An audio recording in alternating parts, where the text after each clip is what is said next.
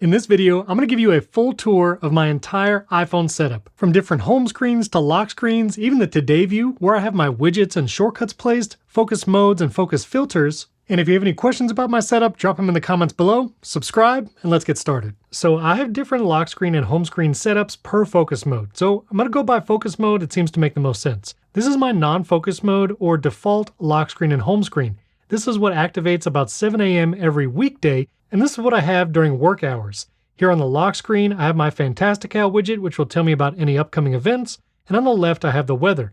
These wallpapers, by the way, not by me, but they're incredible by Byte Review. I'll leave a link down in the video description. Now, when I go home, you'll see I have lots of apps and 2 widget stacks. Up at the top, I have the full weather forecast, which I can see hourly, and while it might seem a little redundant to have the weather twice, I more so use this to flip up to see my calendar events and what might be coming up. This is the Fantastical calendar widget, which I love because I can actually browse the month by clicking the little arrows here. It's an interactive widget, so I can see the events, I can click a date and see what's on that day, and even quickly add an event with the plus button, and that will jump me to Fantastical.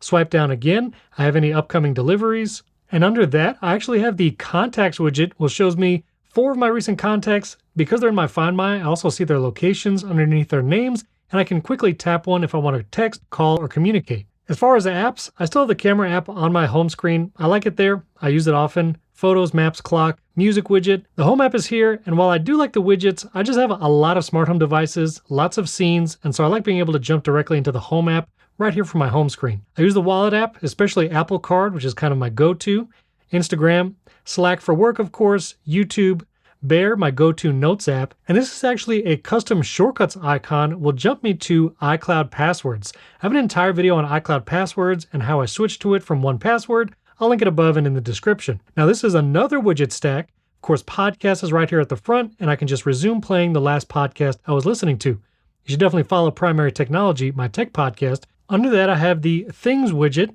I use Things for a lot of work tasks, and so I can check them off right here because it's an interactive widget. And underneath that, I actually have my Reminders widget.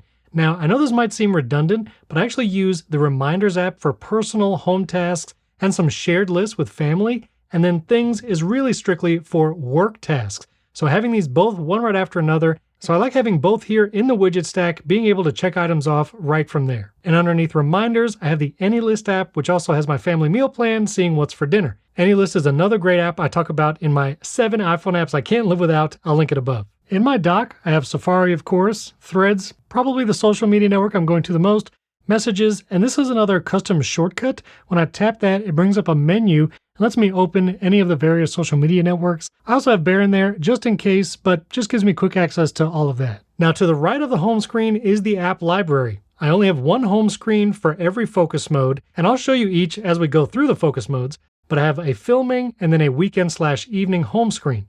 Then to the left, in the Today view, I find running shortcuts is most convenient here. They're out of the way, so it's not cluttering up my home screen, but it's still very quick to access it right from the home screen. So these are 3 shortcuts widgets. Here at the top, I have another shortcut to iCloud passwords, Apple Frames, which lets you make screenshots look really nice if you're posting on social media. Here I have an intercom shortcut. This will send pre-made messages to HomePods throughout my house, or I can even type a custom message and then choose which HomePod I send that to.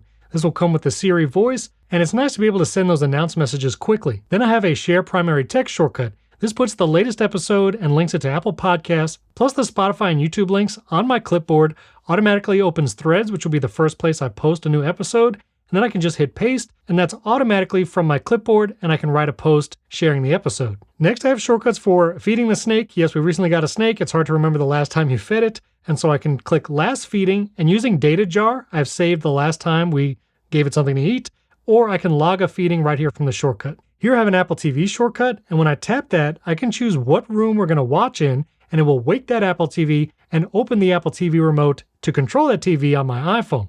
Then I have a second Done Watching shortcut, which will turn that Apple TV off and put the whole entertainment system to sleep. I have an Open Shortcuts shortcut if I just want to go directly to the app. And finally, these shortcuts, I can skip my podcast intros. I built that shortcut in a recent video. You can check it out above. I also have a Done for the Day shortcut, which will turn all the lights off here in the studio and close the shades. And then I have 2 here specifically for filming. Whenever I record a video, I like to set the brightness of the iPhone to a certain level and make sure the screen doesn't lock and auto brightness is disabled. When I tap this shortcut, it sets the brightness of my phone automatically, sends me to this settings pane so I can say never lock, and I can toggle off auto brightness.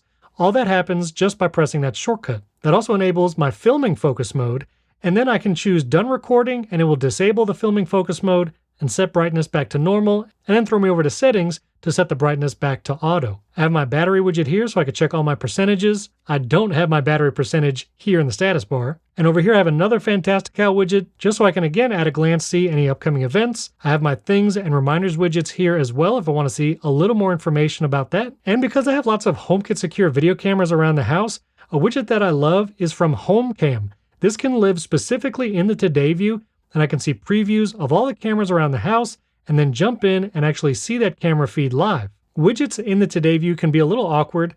If you press the edit button here at the very bottom, you can add normal widgets like the widgets you would put on your home screens using that plus button at the top. But if you want to add different kinds of widgets like HomeCam, you have to scroll down to the bottom again, hit Customize, and then these are widgets specifically made for the Today view, not necessarily your home screens. So just a little tip there. So since I enabled my filming focus mode, I'm going to swipe back to my home screen and it's going to look a little different. Let me show you the lock screen first.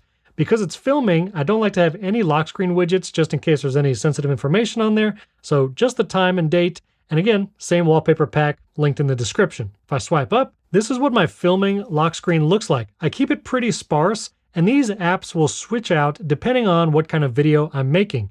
Usually it's shortcuts and settings related. Those typically stay around, and the Home app recently made a video with the Riverside iPhone app, so that's here on my filming home screen. The podcast is there just for visual effect, same with the weather widget. So that's the entire filming focus mode. I do have the wallpaper changed to something a little darker and muted. I don't want that to be distracting on video. And again, that's the only home screen that's active. If I go right, it's the app library. If I go left, back to the normal Today view. Now before I show you my evening and weekend focus mode, let me swipe down to the lock screen, and if I tap and hold, here we can browse all the lock screens and wallpapers I have set up. Here's my default focus mode, which I showed you first. Here's the filming focus mode. Here's my evening focus mode and wallpaper, my weekend lock screen and wallpaper, and I also have a travel lock screen and wallpaper. I like having the globe icon there, especially when you're traveling. You can see it change depending on where you are and where you're going. Also, when I travel, I'll swap out some of these widgets for Flighty or other travel-based applications, but that's my lock screen for when I travel. Let's go over to the evening focus mode. This activates every day at 6 p.m. Here on the lock screen, I have 3 widgets. The weather, because Florida's finicky, might change dramatically in the evening. Shortcut to podcasts, if I'm going somewhere or maybe just going to do some errands around the house, I'm going to listen to some podcasts. Which here's a pro tip. Podcasts actually doesn't have a lock screen widget you can put. If you scroll down to podcasts, you'll see nothing there. Pocket Cast has one, but not the default podcast app.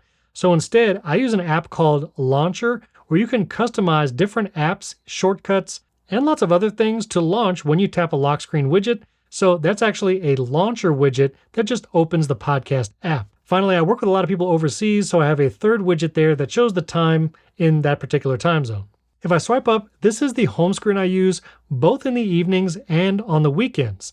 I don't have as many of the task-related widgets. Up at the top, I still have my weather, calendar, and contacts widgets. I still use them, even on the weekends. Here, I have my podcast widget, and I actually can swipe that up to see my month calendar. Again, even on the weekends, we might schedule something as a family, or I get a text about something. So I like having that month view widget. Again, that's Fantastical. And I have the AnyList widget there as well. So that's a little short stack.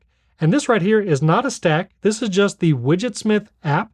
And I have a photo of my family here. Then I have photos, Instagram, camera, and wallet over here, and home, maps, YouTube, and the journal app down here. And I still use the journal app. I don't write in it every day, but whenever there's a major event, saw some friends over in Orlando, or we did something as a family, I still like keeping track of it. Journal needs a lot of features like the ability to export, browse by date, filter by tag. Hopefully we'll see some of those updates in iOS 18, but because I didn't do any journaling before, I still appreciate doing this in the journal app on iPhone. Yes, I have a whole video on the journal app as well. I'll link it above and in the description. Again, the Today view is the same no matter the focus mode, and app library to the right. And finally, I use the same home screen on the weekends, but I do change the wallpaper up. I like space. That's the Pillars of Creation wallpaper from NASA. That's an image from the James Webb Telescope. I'll link that in the description as well. No lock screen widgets here, just like to focus on the weekends. And when I swipe up, same home screen layout, but it does feel a little different because it has the blurred version of that wallpaper in the background. So those are my lock and home screens, shortcuts, widgets, and more. But real quick, let's look at focus modes as well. If I go over to the settings app, I'll scroll down to focus, and here I have lots of focus modes set. I still have driving enabled when it connects to my car, evening, filming. Shooting is a focus mode I don't use as much anymore. I used to have this automatically enabled whenever I open the camera app, but I found it was more hassle than it's worth, so I don't usually use that. I do schedule my sleep in the health app. During sleep focus, a very limited amount of people can contact me, and I do change my wallpaper and Apple Watch to something very dark. No notifications from any apps in the sleep focus. I do have a travel focus, although I don't find myself using it as often, or a vacation focus, but I do have weekend.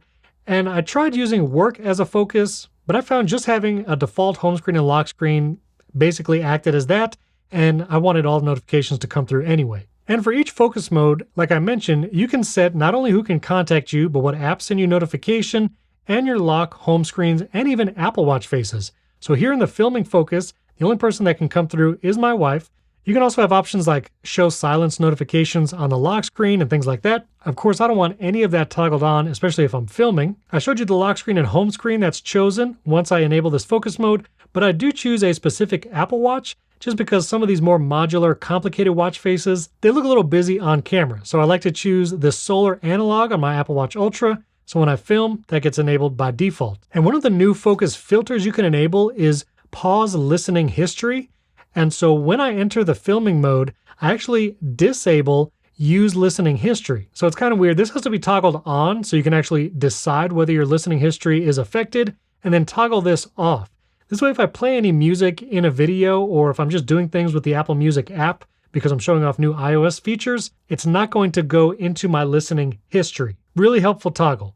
And there's lots of focus filters you can add. I'll show you what my weekend and evening looks like. But these are some of the third-party app focus filters you can use, and even system filters that might affect the always-on display. Now, if I go to something like my evening focus mode, again, I set who can contact me, what apps are going to send me notifications. I set my lock, home screen, and Apple Watch face. This activates automatically 6 p.m. every day, goes all the way until I go to sleep. And for my focus filters, I only allow certain email inboxes to be active. My calendar sets actually gets filtered in Fantastical, so I only see family and personal calendars in the evening and on the weekends. And my messages are also filtered. I'll only see message conversations from people who are enabled in this focus mode under the People tab. That is the same way on my weekend focus mode. I actually have some different apps and people chosen for that. You can see this activates at 12 a.m. and it goes all the way through until Sunday at that time, which then it goes into sleep mode. And I have the same mail, calendar, and text focus filters. This way, I just don't get distracted on the evenings or weekends. And to see what that looks like, when you're in a focus mode that is filtering out mail accounts, I can go to the mail app and you'll see up here that a focus mode is enabled and it's not showing me all my email. I can quickly turn off the focus filter to see if there's any emails. Oh, turns out there was. I'll turn the focus filter back on, so I can just quickly check any other emails. That's a little too easy. I kind of wish this toggle wasn't there, or I can make that disappear so I wasn't tempted to see emails on the weekend or evenings. But if I swipe to the left, here you can see multiple inboxes and there'll be little moon icons for the inboxes that are not showing up during this focus filter. Love focus filters, especially for calendars and mail. And it's the same with text message conversations. When a focus filter is enabled, you'll see up here you could turn it off if you wanted to, but this is hiding any conversations from contacts not specified in the focus filter. So that is a complete tour of my iPhone setup here in 2024. If you have any questions, leave a comment below this video. Don't forget to subscribe to the channel before you go. Hit that like button. And if you want to learn more about shortcuts, like the many shortcuts I have in my Today view, I'll put a playlist right up here. It goes from Shortcuts 101, setting up easy shortcuts, all the way to advanced automations, if statements, third-party apps, and all of that. And if you want to learn more about the 7 iPhone apps that I really can't live without, I use them every day. You can check out this video right up here. Thanks for watching. I'll catch you next time.